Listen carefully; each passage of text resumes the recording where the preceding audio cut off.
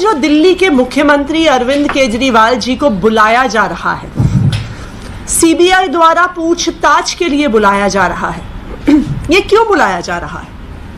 आखिर क्या अरविंद केजरीवाल जी के घर में करोड़ों रुपए मिले? क्या अरविंद केजरीवाल जी के ऑफिस में करोड़ों रुपए मिले? क्या अरविंद केजरीवाल जी के साथियों के घर में कोई सोने के बिस्किट मिले?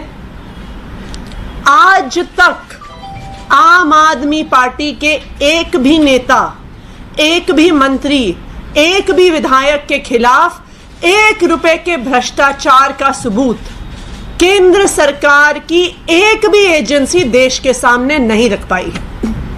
उन्होंने कहा हजारों करोड़ का घोटाला हो गया, लेकिन आज तक एक नया पैसा भी भ्रष्टाचार का आम आदमी पार्टी के किसी भी नेता के खिलाफ नहीं मिला है।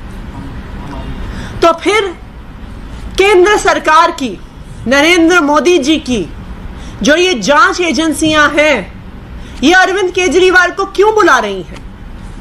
ये अरविंद केजरीवाल को इसलिए बुला रही हैं क्योंकि वो अरविंद केजरीवाल की आवाज को दबाना चाहते हैं, वो अरविंद केजरीवाल को डराना चाहते हैं, वो अरविंद केजरीवाल को धमकाना चाहते हैं। क्योंकि आज अगर देश में एक नेता है जो केंद्र सरकार के खिलाफ आवाज उठा रहा है, प्रधानमंत्री नरेंद्र मोदी के खिलाफ आवाज उठा रहा है, जो 10 साल की नरेंद्र मोदी जी की सरकार की नाकामी को देश के सामने रख रहा है, वो नेता अरविंद केजरीवाल है। मोदी जी को सरकार चलाते हुए तकरीबन 10 साल हो गए। वही मोदी जी जिन्होंने 2014 में कहा था कि बहुत हुई महंगाई की वार, अब की बार मोदी सरकार। लेकिन सिर्फ एक अरविंद केजरीवाल हैं जो बार बार इस मुद्दे को उठाते रहे हैं कि मोदी सरकार आने के बाद महंगाई का दर एक आम इंसान के लिए बढ़ता जा रहा है। आज आप देश में देखिए तो पेट्रोल के दाम, डीजल के दाम, एलपीजी के दाम, हर चीज के दाम बढ़ गए हैं और मोदी जी के राज में बढ़े हैं। आज मोदी जी की 10 साल की सरकार के बाद भारत में एलपीजी का दाम पूरी दुनिया में सबसे ज्यादा है। कैसे चलाएगा एक आम आदमी अपना घर? पिछले 6 साल में पेट्रोल के दाम 100% बढ़ गए हैं। पूरे देश में स्वास्थ्य की व्यवस्था चरमरा गई है। अस्पताल नहीं है, अस्पताल में डॉक्टर नहीं है, आईसीयू के बेड नहीं है, बच्चों के जाने के लिए स्कूल नहीं है, युवाओं के लिए कॉलेज नहीं है, जो युवा पढ़ लिख के निकलते हैं उनके पास नौकरियां नहीं है। आज देश में 5 करोड़ युवा बेरोजगार हैं और ये 10 साल की मोदी जी की देन है। आज देश में हमारे 22 करोड़ लोग कुपोषित हैं, ये मोदी जी की देन है।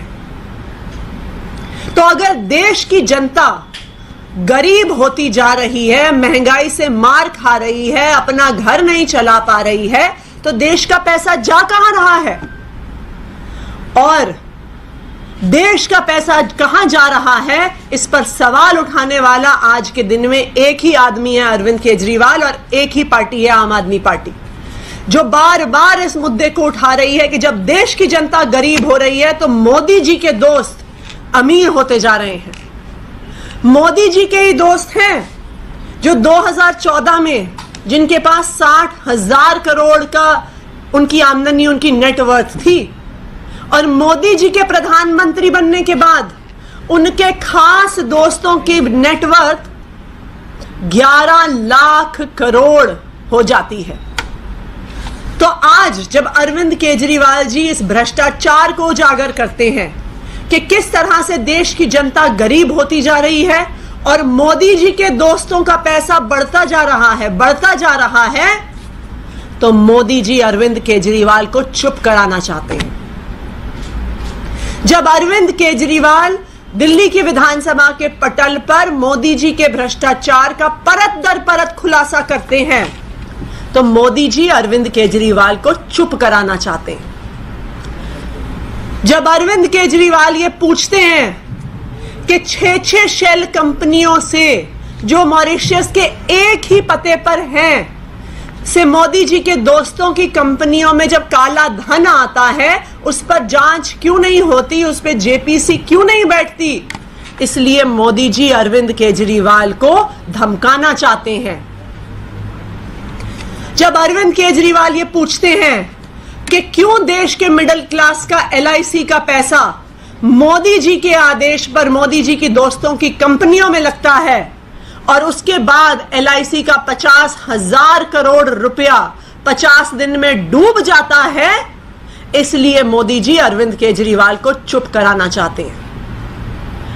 लेकिन मैं प्रधानमंत्री मोदी जी से एक कहना चाहती हूं कि आप चाहे आम आदमी पार्टी को, अरविंद केजरीवाल को कितनी धमकियां दे लीजिए, CBI की धमकी दे दीजिए, ED की धमकी दे दीजिए, जेल डालने की धमकी दे दीजिए, फांसी पे टांगने की धमकी दे दीजिए, लेकिन आम आदमी पार्टी इस देश की जनता की आवाज उठाती रहेगी। आम आदमी पार्टी बढ़ती हुई महंगाई के खिलाफ आवाज उठाती रहेगी। आम आदमी पार्टी बच्चों की अच्छी शिक्षा के लिए आवाज उठाती रहेगी। आम आदमी पार्टी आपके भ्रष्टाचार के खिलाफ आवाज उठाती रहेगी और आम आदमी पार्टी उस भ्रष्टाचार के जांच की मांग भी करती रहेगी।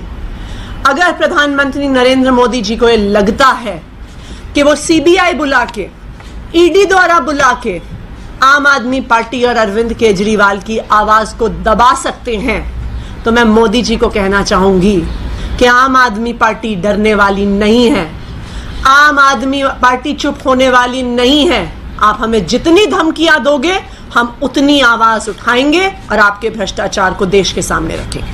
Thank you. इससे पहले हमने देखा मनीष सिसोदिया जब गए थे आम आदमी पार्टी का पूरा समर्थन उनके साथ था, बड़ी रैली की शक्ल में गए थे, क्या कल भी हमने सब देखने को मिलेगा? देखिए, अरविंद केजरीवाल जी कल CBI जाएंगे, पूरी तरह से इन्वेस्टिगेशन से कोऑपरेट करेंगे और बिल्कुल आम आदमी पार्टी, दिल्ली के लोग और देश के लोग अरविंद केजरीवाल जी के साथ समर्थन में खड़े हैं। जरूरत होगी तो सड़कों पर भी उतरेंगे उनके साथ, क्योंकि अरविंद केजरीवाल को CBI द्वारा जो डराने की कोशिश है, आज हर दिल्ली के हर कोने के लोग, देश के हर कोने के लोग शॉक्ड हैं। कल रात से, जब से ये शाम से खबर आई है, हमें देश के अलग अलग हिस्सों से लोगों से फोन आ रहे हैं और लोग, हर इंसान कह रहा है कि ये जो खुद भ्रष्टाचारी हैं, देश के एक ईमानदार नेता और एक ईमानदार पार्टी पे सवाल उठा रहे हैं। तो बिल्कुल दिल्ली के लोगों में, देश के लोगों में उसके खिलाफ गुस्सा है और लोग जरूर सामने आएंगे। As Aam Aadmi Party categorically saying that the agencies is being misused, and we have seen the same in the case of Satel Jain and Manish Sisodia. So do you believe that agencies is going to go ahead with the same pattern and Supremo or the Chief Minister can also be detained or going to do something like that if we talk about agencies? देखिए, ये बिल्कुल साफ है कि केंद्र सरकार अपनी एजेंसियों को इस्तेमाल करके आम आदमी पार्टी को, अरविंद केजरीवाल को और जो काम हम दिल्ली और पंजाब में कर रहे हैं उसको रोकना चाहती है। जब से आम आदमी पार्टी दिल्ली में अपना काम करके सफलतापूर्वक एक मॉडल खड़ा करती है, जब से आम आदमी पार्टी पंजाब में सरकार बनाती है, जब आम आदमी पार्टी एक राष्ट्रीय पार्टी बनती है, जब आम आदमी पार्टी और अरविंद केजरीवाल की लोकप्रियता पूरे देश में बढ़ती है, तो प्रधानमंत्री नरेंद्र मोदी को डर लगता है। इसलिए एक के बाद एक, एक के बाद एक, एक के बाद एक झूठे केस आम आदमी पार्टी पे किए जाते हैं। आप देखिए किस तरह से एक के बाद एक, चाहे CBI हो, ED हो, दिल्ली पुलिस हो, इनको मिसयूज किया जाता है। और दूसरी तरफ जब भारतीय जनता पार्टी के नेताओं के घर से 8 करोड़ रुपए नकद बरामद होता है, तो भारतीय जनता पार्टी के नेता खुले घूमते हैं। दूसरी तरफ मनीष सिसोदिया हैं, जिनके घर से, गांव से, लॉकर से, रिश्तेदारों के घर से, ऑफिस से एक नया पैसा नहीं मिलता, लेकिन मनीष सिसोदिया जेल में है। तो ये तो बिल्कुल साफ है कि एजेंसियां जांच नहीं कर रही हैं। एजेंसियां केंद्र सरकार के विरोधियों को दबाने की, धमकाने की, डराने की कोशिश करती हैं।